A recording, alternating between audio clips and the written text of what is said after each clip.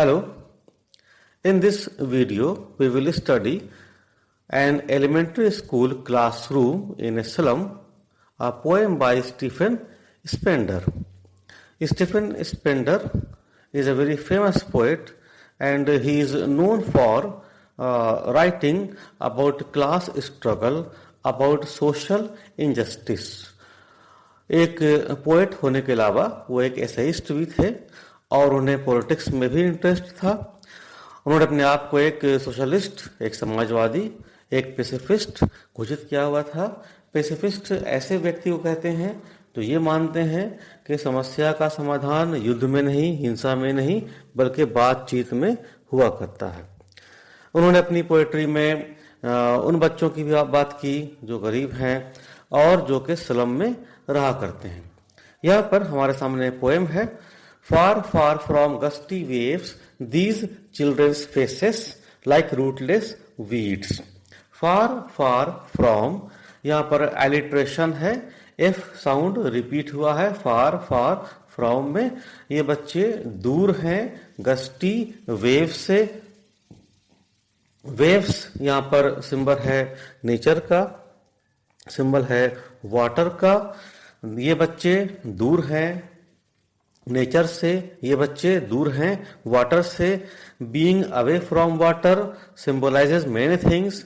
Here it symbolizes these children are away from prosperity. हम देखते हैं कि इंसान शुरू से वो बसा है नदी के किनारे, पानी के किनारे, जहां पर सभ्यताएं पनपा करती। ये बच्चे दूर हैं पानी से, ये बच्चे दूर हैं संपन्नता से, प्रोस्पेरिटी से। Far far from gusty waves these children's faces. Writer बात करता है उन बच्चों के चेहरे के बारे में और उसे वो कंपेयर करता है लाइक रूटलेस वीड्स। ये बच्चे रूटलेस वीड्स की तरह हैं। Rootless hair means lifeless, weeds यानी कि खरपतवार, अनवांटेड प्लांट्स। ये बच्चे शहर के बीचों बीच नहीं रहते हैं, ये मेन स्ट्रीम का पार्ट नहीं है, बल्कि ये स्लम में रहते हैं और ये बच्चे, इन्हें समाज अनवांटेड चीजों की तरह ट्रीट करता है।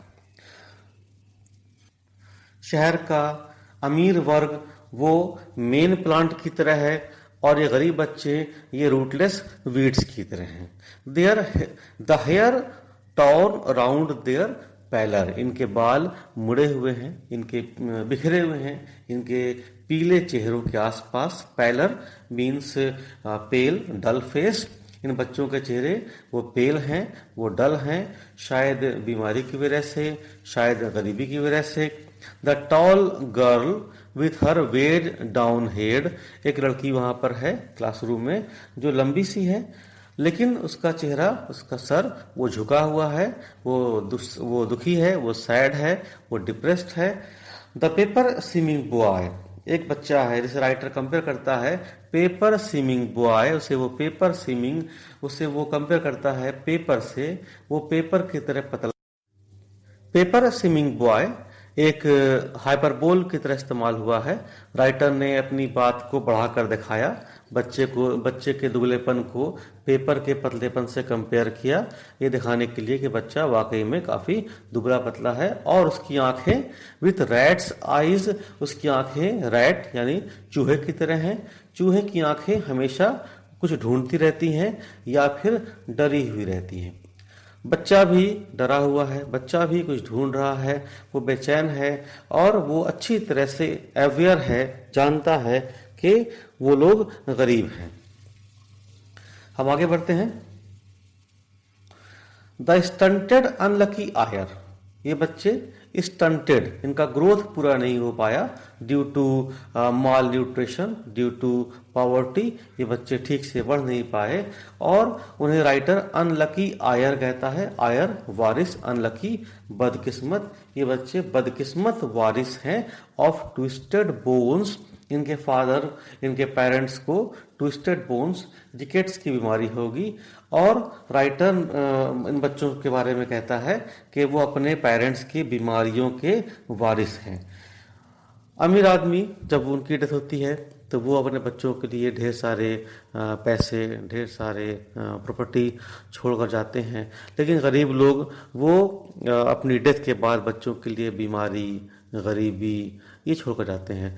ये बच्चे अनलकी आयर हैं अपने फादर के, अपने पेरेंट्स के, और वो हालांकि क्लासरूम पढ़ने के लिए आ गए हैं, लेकिन उनका ध्यान अपने पेरेंट्स की बीमारी की तरफ है। Reciting a father's gnarled disease his lesson from his desk. वो अपने डेस्क पर बैठा हुआ है, पढ़ाई कर रहा है, लेकिन उसका ध्यान अपने फादर की बीमारी की तरफ है।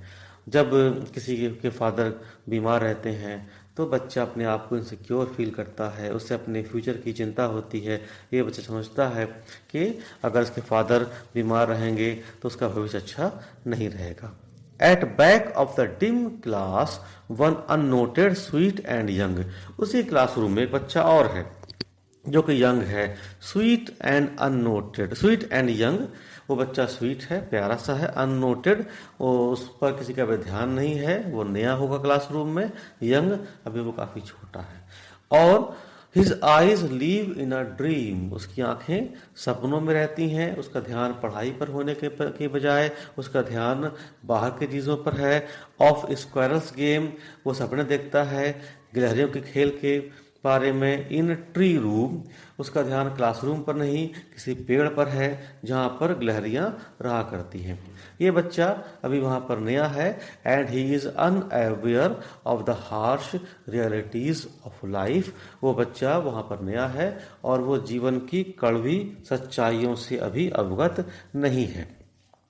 तो पहला स्टैंजा, उसमें राइटर बात कर रहा है गरीबी के बारे में, वो बात कर रहा है बच्चों के चेहरे के बारे में, वो बात कर रहा है ऐसे बच्चों के बारे में जिनकी सेहत अच्छी नहीं है, जिनके पेरेंट्स बीमार हैं, और वो सब वहाँ पर आए हैं पढ़ाई करने के लिए, लेकिन पढ़ाई जैसा कोई माहौल वहाँ पर दिखाई हमें नहीं देता है। बल्कि बच्चे वो अच्छी तरह समझते हैं कि वो लोग गरीब हैं, वो लोग अनवांटेड हैं, और वो लोग रूटलेस वीड्स की तरह से हैं। उसमें ऐसे बच्चे भी हैं जो अभी अपने भविष्य के बारे में जानते नहीं हैं, बहुत छोटे हैं, बहुत यंग हैं, लेकिन उसके बावजूद ये सब के सब बच्चे हैं।